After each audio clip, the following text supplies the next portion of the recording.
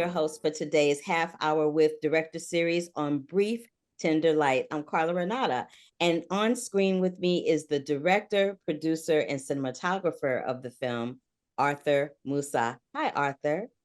Hi, Carla. Pleasure to be here. Oh, it's a pleasure to have you here. Could you just do our audience a favor and give a brief overview of your film? Yes, so Brief Tender Light is about the dreams we have as youths and how life challenges them as we grow into adulthood. Specifically, I follow in the film four African students who travel from various countries to America to attend MIT for college. They have big ambitions of making that journey at an elite education count for their homes, but can they deliver on that promise as they grow into adulthood? I love this premise because it made me reminiscent about when I was a young Black girl going off to college for the first time, and what all of that meant for me and how I felt about my college experience. But before we get into whatever question I'm going to ask you in conjunction with that, let's throw it to the trailer. Okay. I just got admitted into the best engineering institution in the whole world. When I got the letter, I would never forget it.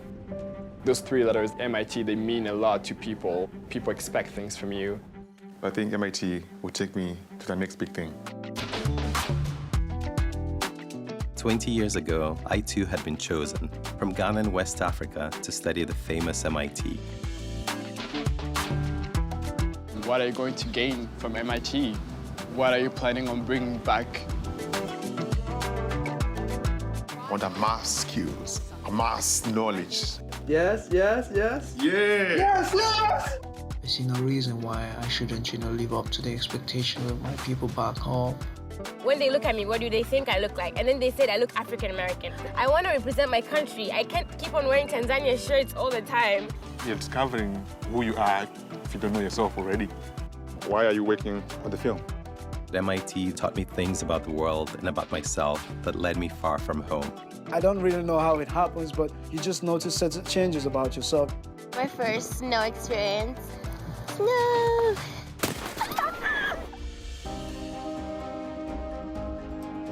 I have really high expectations of my experience here. If I'm not good in physics, then how am I going to be an engineer? Maybe this is not the right place for me. One thing I've been struggling with, am I ever going to feel at home in the US? Time is a tool. It gently molds you to a place. If I see people speaking up, I will go and speak up. What do we want? Justice! Now! You have a responsibility to help your country. The fear of what awaits me in the world. I don't know what's ahead of me. This drive of wanting to help or wanting to impact other people's lives is something that's been there for me since I was very young. We have to pave our own way, and I am scared of my dreams because they're bigger than me and they're vast.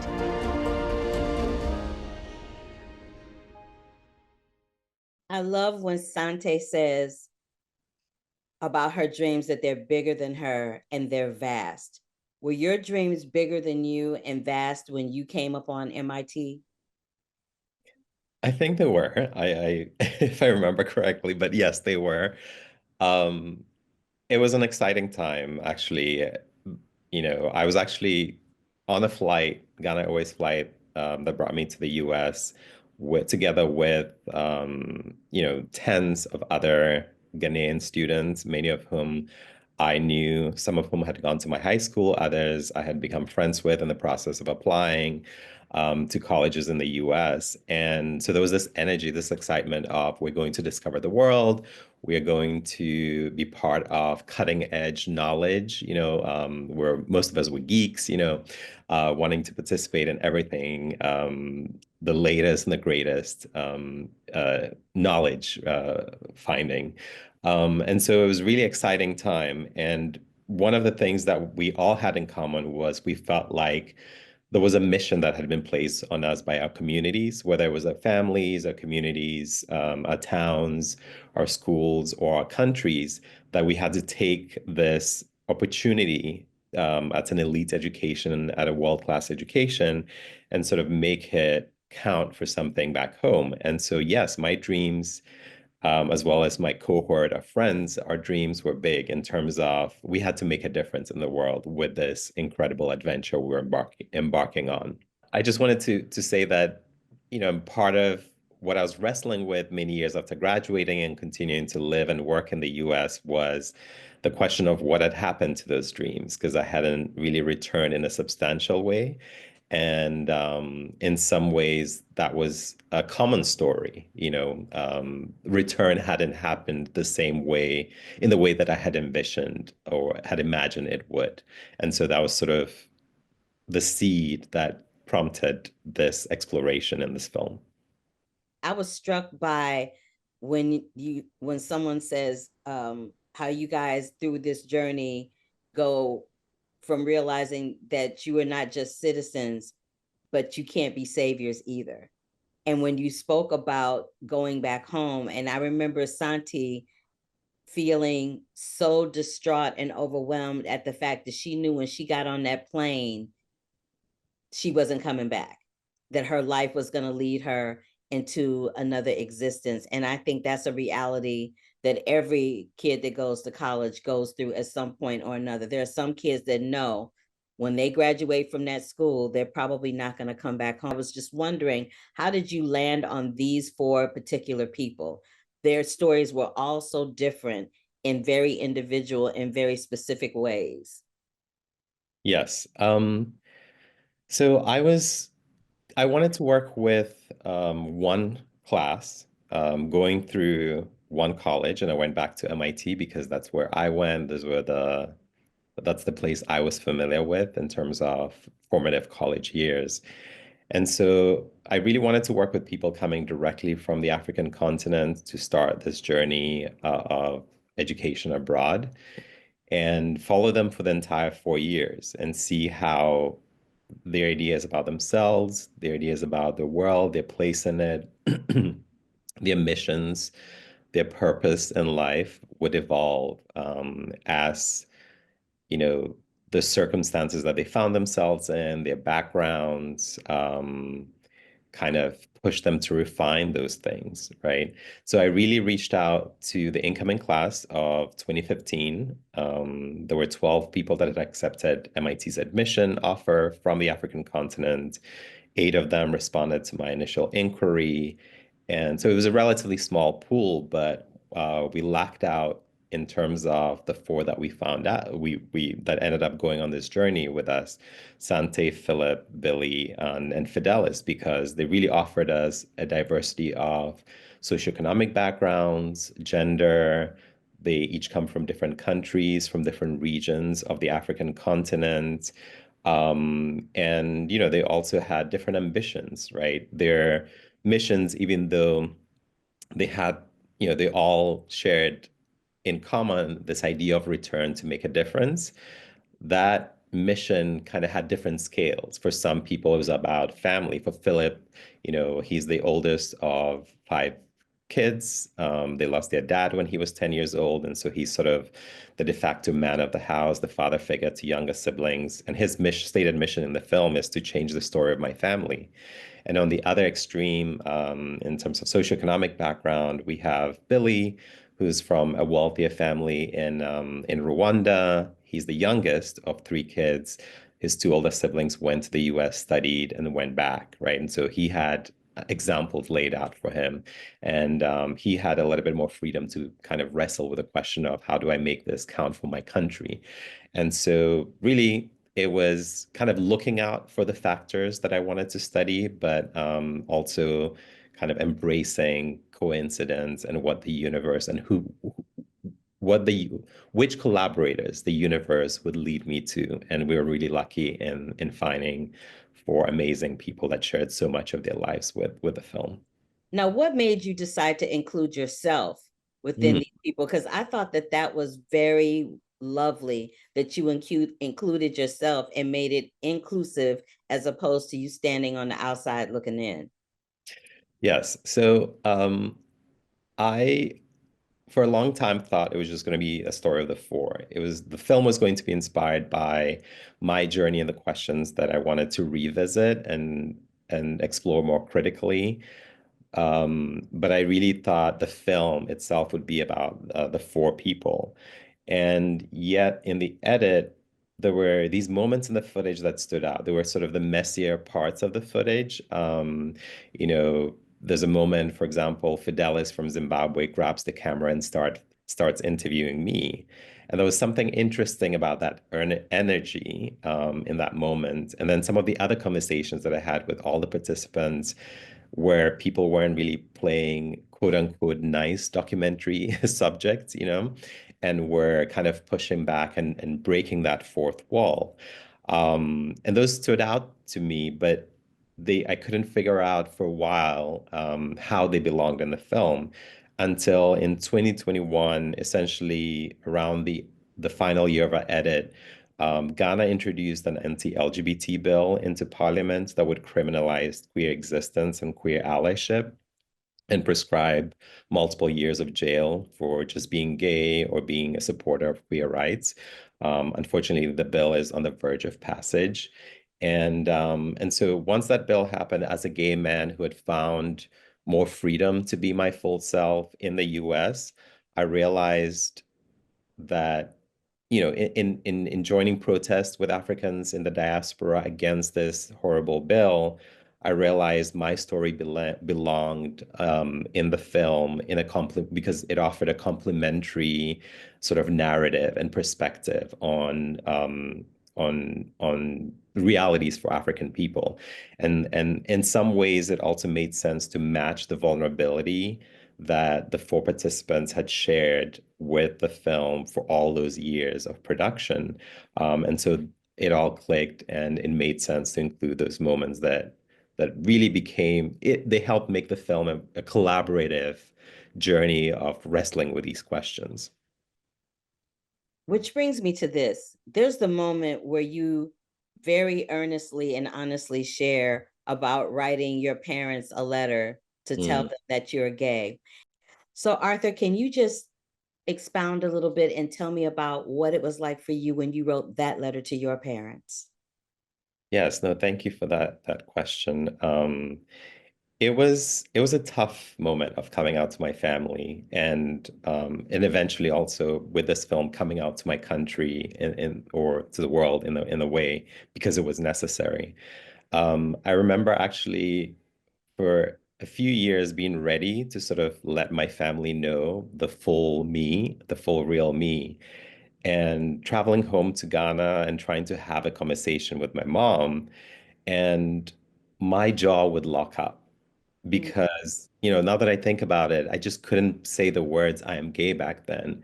And I think it's because having grown up in a place where you couldn't be your full self, where there were spoken and unspoken signals that being gay, being queer is taboo. I had developed this kind of survival mechanism, right? Which is to prevent myself from admitting that aspect of my truth and my reality. And so those instincts would kick in and my jaw would literally lock up. And so it had to finally be done through a letter and through a letter that was sent via email because I couldn't really wait for the mail, to travel to my family. And so I ended up just writing that email. And I had multiple versions of it for a while and eventually sent it out. And of course that began the journey of kind of reconciling my full self with my family.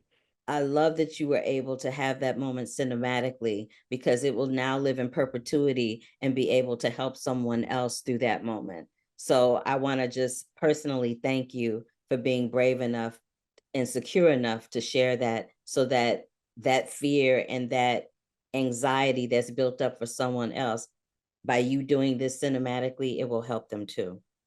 Thank you, Carla. That's the goal. And, the idea is to use what little privilege we have in our lives to kind of make things better for the next generation, for other people out there. And so I hope it has that effect. Thank you. Oh, you're welcome. And I think that is a great way to get into the next clip. As you can see, this is my room. And yeah, my study area, flag and something to constantly remind me of what got me here and what's keeping me here. I love African arts, so I had to incorporate some of it.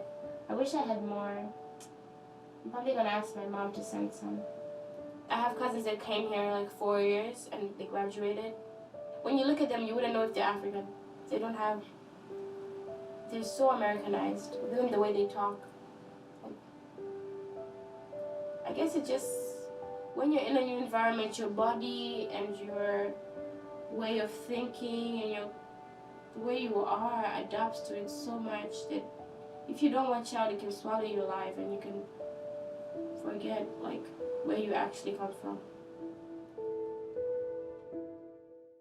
How difficult do you think it is for students at a school, particularly like MIT? Because going to MIT is like going to Yale or Oxford or any of those other schools. It's just for, like you mentioned earlier, for nerds who love science and engineering and art.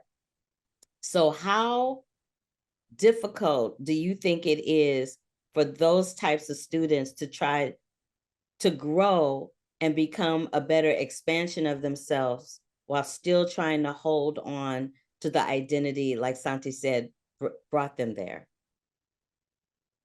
Um, well, I think maybe one of the specific challenges that you might have at a place that is really fast-paced and so rigorous is there's no time to sort of breathe and pause and just kind of reflect, you know.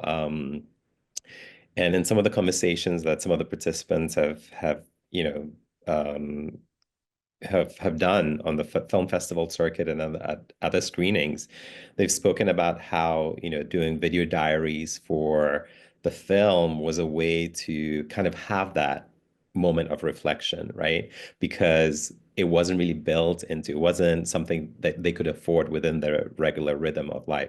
So I would say that's probably the specific challenge in a place like MIT or a Yale or an Oxford or Harvard.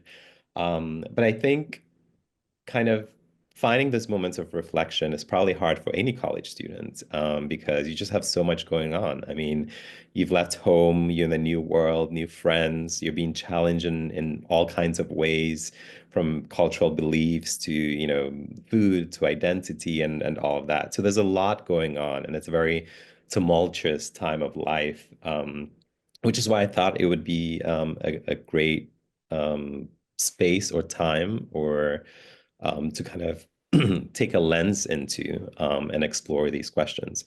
But I would say it's probably about, you know, the pace of things in some of these more elite schools. I want to switch gears and talk about Philip. His story struck me really hard as well, because he's somebody that was in America on a visa. And right now, in the last, I want to say 4 or 5 years, immigration has been a really big hot button topic here in America. And now we have elected a new head of state, so to speak, who is actively threatening to do a mass deportation. And so when I hear that, and then I see someone like Philip being profiled in the film, now he has a family. Now he's no longer a college student. He's now married. He has children. He now has a family. I am petrified as to how that will affect him moving forward. And does he think that his education will be for naught if and when that goes down? Which brings me to, do you think a new world will ever really truly become home, especially under circumstances like Philip's? Hmm. Well, you know, Philip has been on the film festival circuit and spoken about, you know, shared updates in his life. He's actually, you know, when people watch the film, the first question I usually get is Philip okay? Because, you know, he sort of carries or he represents, his story in the film represents the toll of being away from family for so long. And, you know, as you rightly point out, he kind of, you know, his story connects or intersects with the immigration system, right, in the US. Kind of subtly, but in a very powerful way, right? And I mean, he was going through some of the challenges that we see him go through in the Obama era, where you would think things were a little smoother, right? Um, but the updates he has shared is he now is a co-founder and CTO of a fintech startup that has one foot in Nigeria, one foot in the US. And so he's creating jobs on two continents. And even though he came from the humblest background, he's doing so great. So I think his family's probably going to be okay, but he shared that, his brother, who's in college now in the US, has concerns, similar concerns to the ones that he had of how do I continue to stay? Do I go back to school to maintain legal status? Will it be much harder under the new administration as it was the previous time this incoming president um, was in power? So I think there are a lot of concerns for immigrants, from immigrant communities, from international and global education communities, about how, America at least, and maybe other parts of the world might kind of um, close in a little bit more and prevent the free flow of, or the freer flow and exchange of people, which in my view, just, as you mentioned, I was born in Ukraine. I lived, grew up in my father's Ghana, now live in the US.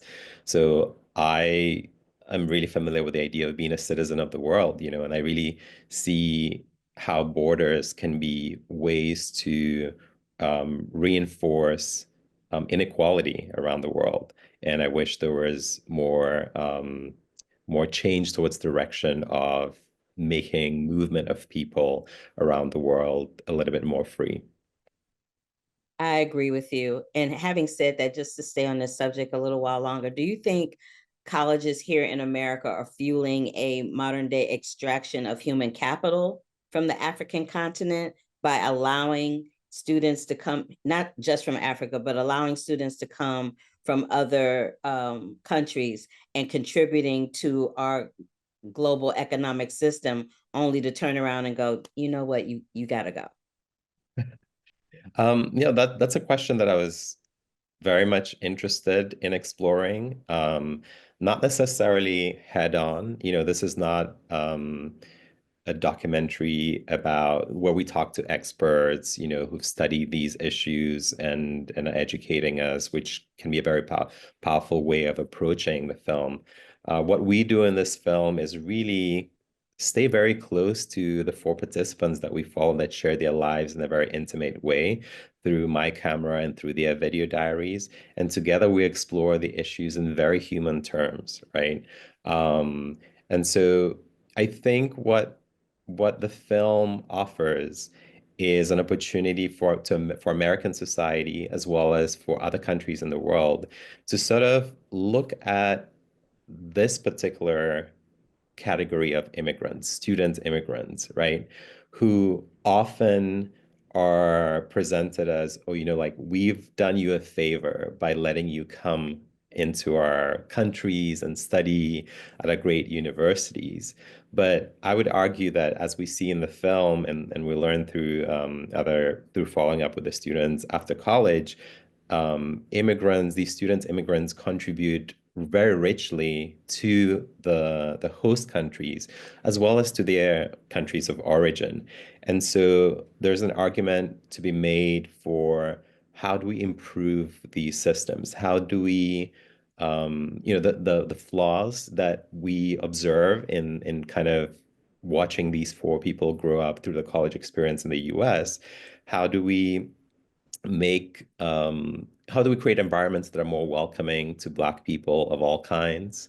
How do we make women more supported in engineering settings and in settings of higher education? How do we make queer people more welcomed in the US as well as in African countries, and so on and so forth? So I think the film allows us to kind of hold up a lens to multiple societies, both the African continent and North America, I would say. Cool. I really wanted you to get into the nuts and bolts of that. I knew the answer, but I wanted you to explain it as the filmmaker because it'll hit different and sound different coming from you. Okay. I want to talk a little bit about the music.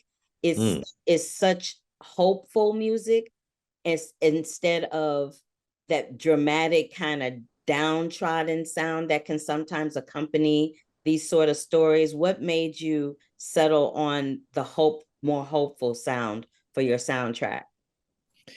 Yeah, so I worked with Ted Reichman, an incredible composer based in Massachusetts, who, scored the film beautifully.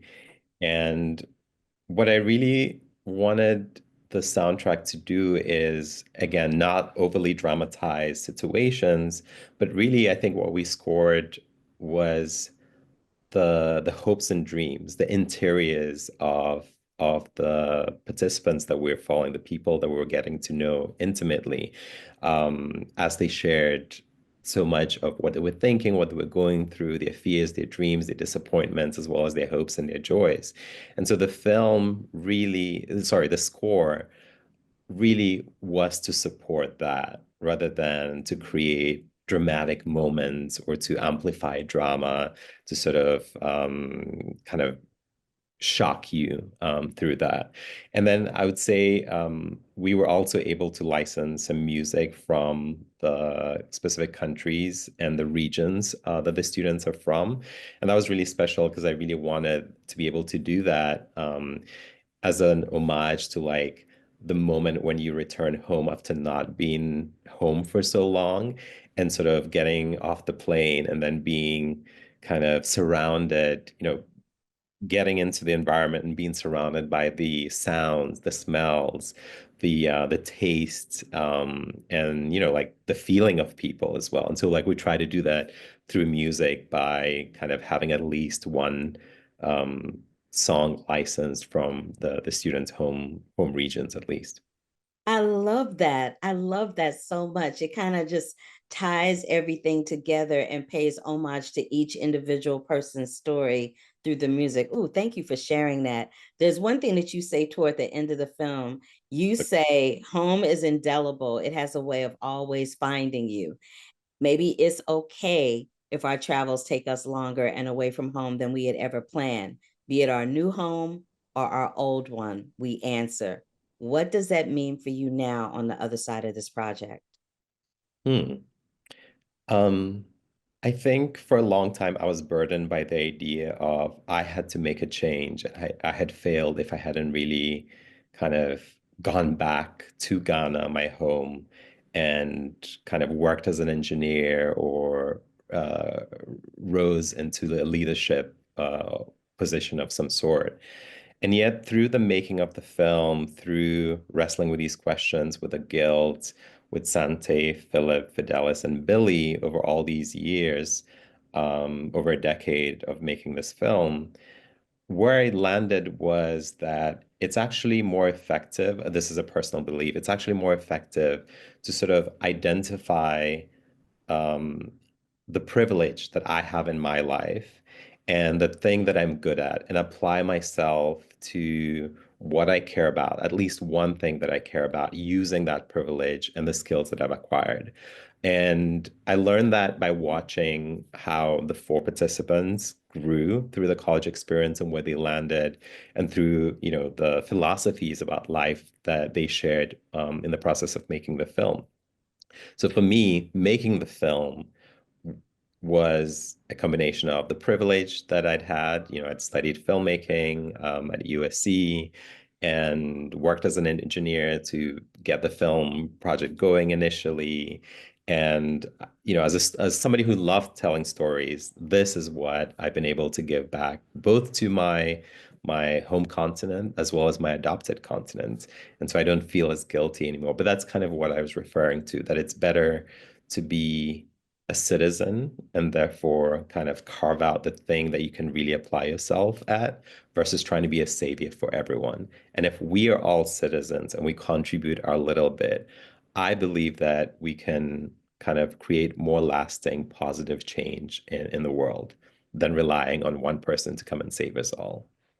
I think that is a great way to end this conversation. That was so eloquently stated. Thank you so much to Arthur Musah for joining us today. And to everyone watching, thank you for joining us, myself, Carla Renata, the moderator, for a half hour with the Director Series.